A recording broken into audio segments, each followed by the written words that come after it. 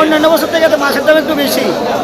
অন্য বছর তুলনায় মাছের দাম বেশি। হ্যাঁ হ্যাঁ, ক্রেতা আদে তো উৎসব করে ভিড় দেখা যায়। এটা আছে মোটামুটি গতবারের তুলনায় একটু কম হয়, কিন্তু মাছের দাম তো বেশি।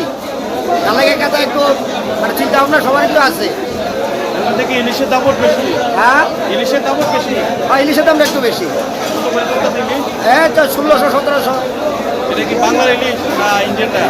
হ্যাঁ, একটা তো আছে বাংলার আর কাছে কলকাতার। কলকাতার। কলকাতা। কলকাতার। পয়লা বৈশাখের বাজার বিক্রি কেমন হচ্ছে? মোটামুটি ভালোই চলছে।